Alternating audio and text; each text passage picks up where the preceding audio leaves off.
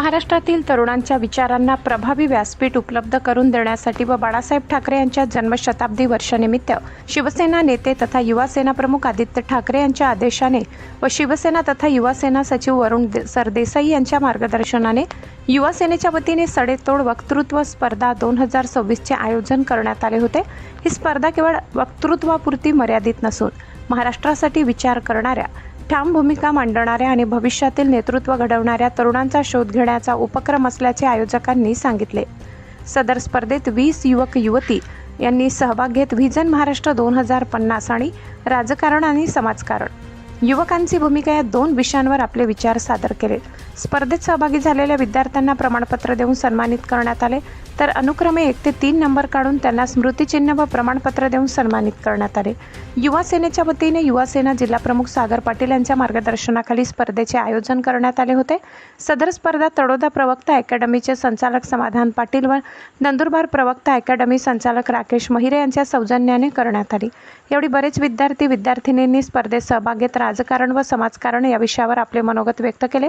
यावेळी शिवसेनेचे जिल्हा प्रमुख पंडित माळी, जिल्हा सचिव दिनेश सोनवणे, तालुका प्रमुख रमेश पाटील, युवा सेना उपजिल्हा प्रमुख दिनेश भोपे, व्यापारी असोसिएशन जिल्हा अध्यक्ष बापू महाजन, अल्पसंख्याक आघाडी प्रमुख इम्तियाज पटेल, युवा सेना जिल्हा सचिव अक्षय श्रीखंडे, युवा सेना शहर प्रमुख एजाज काजी, शहर प्रमुख शेखर जाधव, शिवसेना कार्याध्यक्ष मन्नान गणी, युवा सेना सोशल मीडिया आयन खाटीक, राज पाटील, वाहतूक सेना प्रमुख कुणाल पवार, रोहित मराठे, युवा सेना उपशहर प्रमुख आदी शिवसैनिक व मान्यवर उपस्थित होते।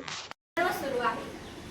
निवडणुकीच्या हंगामात नेते मंडळी आश्वासनाचे खैरात करतात, एकमेकांवर डायलॉगबाजी करतात, पण सामान्य माणसाला काय हवे? महागाईतून मुक्ती, उत्तम रस्ते, चांगल्या शाळा, गुणवत्ताचे शिक्षण आणि सर्वात महत्त्वाचे म्हणजे युवकांना रोजगाराची संधी।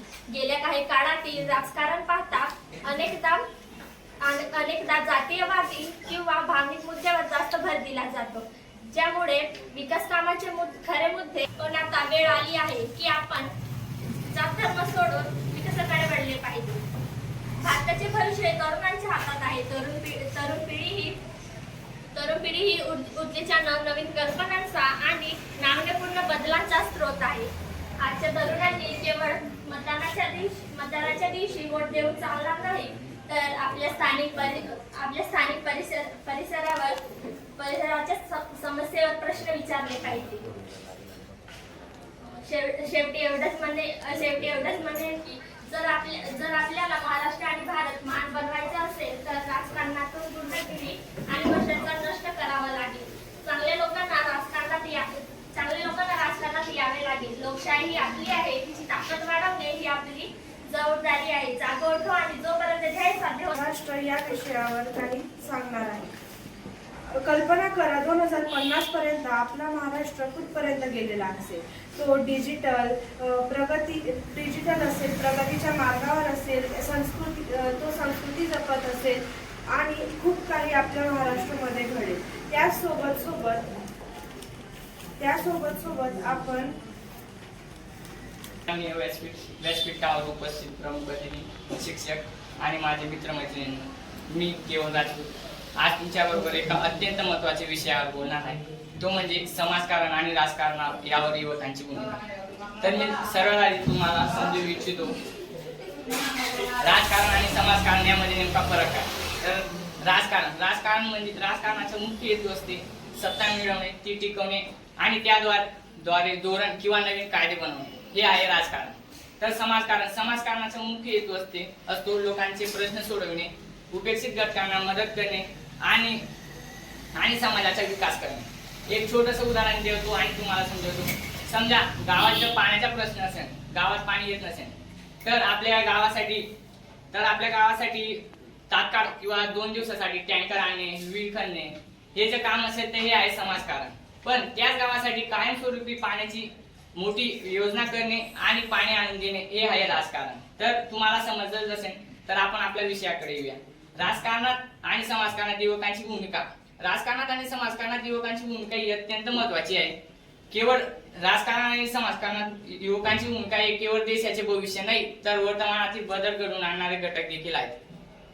समाजकारणाचा विचार केला तर आजचे तरुण त्यांची ताजी ऊर्जा आणि नवीन कल्पना हे सामाजिक बदल घडवून आणण्यासाठी एकदम उपयुक्त घटक ठरू शकतात. जर शेतकरी आत्महत्या आपण थांबवली तर सर्व म्हणजे की भारताचा सर्वात मोठा व्यक्ती, जगाचा पोशिंदा आपण वाचवतोय, बळीराजाला वाचवतोय. तेव्हा जाऊन खऱ्या प्रमाणे आपला खऱ्या मते महाराष्ट्र हा प्रगत होईल, विजन ऑफ महाराष्ट्र पूर्ण होईल. दुसरा मुद्दा, सुरक्षा. आज महिलांवर इतके अत्याचार होत आहेत, अन्याय अत्याचार होत आहे. आताच मागे घडलेली घटना पुण्याची आपण पाहिली. पुण्यात जे काही घडलं, आज माणसाच्या मनामध्ये काम वासनेचं एवढं प्रमाण का वाढलेलं आहे, त्या प्रमाणाला कमी का होत नाहीये, याला जबाबदारी काही गोष्टी आहेत. माणसांची वृत्ती, माणसांची प्रवृत्ती. आपण जे शिकतो, आपण जे पाहतो, आपण जे वावरतो, त्याच्यातनं आपण जे शिकतो ते आपण जीवनात वापरतो. या गोष्टींवर आपण विचार केला पाहिजे.